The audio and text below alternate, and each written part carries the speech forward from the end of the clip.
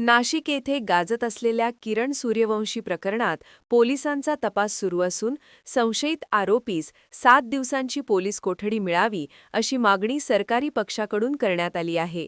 सरकारी पक्षाचे वकील ॲडव्होकेट शैलेंद्र बागडे यांनी न्यायालयात सांगितले की या गुन्ह्याचा तपास अद्याप सुरू आहे आणि तपासासाठी अधिक वेळ आवश्यक आहे. त्यामुळे 7 दिवसांची पोलीस कोठडी देण्यात यावी अशी मागणी करण्यात आली. यावेळी त्यांनी स्पष्ट केले की हे प्रकरण अत्यंत संवेदनशील असल्यामुळे सध्या अधिक माहिती देणे शक्य नाही. तसेच तपास योग्य दिशेने सुरू असल्याचेही त्यांनी नमूद केले. दरम्यान या प्रकरणाकडे संपूर्ण जिल्ह्याचे लक्ष लागून असून पुढील सुनावणीत न्यायालय काय निर्णय देते याकडे सर्वांचे लक्ष आहे.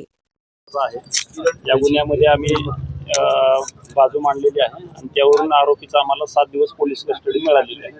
प्रामुख्याने यामध्ये जे प्रश्न तुम्ही उपस्थित केले युक्तिवादासाठी रिमांडची कारणं देण्यात आली, त्यामध्ये काही आर्थिक व्यवहाराच्या दृष्टीने देखील आहे, काही जडीबुटीच्या नावाने देखील आहे आणि विशेषतः गर्भपात संवेदनशील असल्यामुळे मला त्यात फॅक्ट्स डिस्क्लोज करता येणार नाहीत.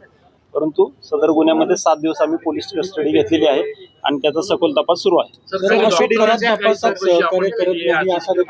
थँक्यू सर, पीडितेच्या आई-वडिलांच्या आधार कार्ड संदर्भात देखील आपण सदर गुन्हा गांभीर्य असल्यामुळे कोर्टाने मला 8 तारखेपर्यंत पोलीस कस्टडी दिली आहे. गांभीर्य असल्यामुळे आम्ही काही बोलू शकत नाही. थँक्यू. तपासात सहकार्य करत आम्ही नसल्याचे त्याच्याबद्दल काही बोलू शकत नाही. संवेदनशील असल्यामुळे आम्ही काही बोलू शकत नाही. आरोपी मास्टरमाइंड आहे असं तुम्ही युक्तिवाद केला, तपासात सहकार्य करत नाही असं देखील तुम्ही म्हणता. काय त्याची एकूणच वर्तणूक आहे पोलिसांच्या कस्टडीच्या दरम्यान? सध्या संवेदनशील असल्यामुळे आम्हाला काही डिस्क्लोज करता येणार नाही. Thank you very much.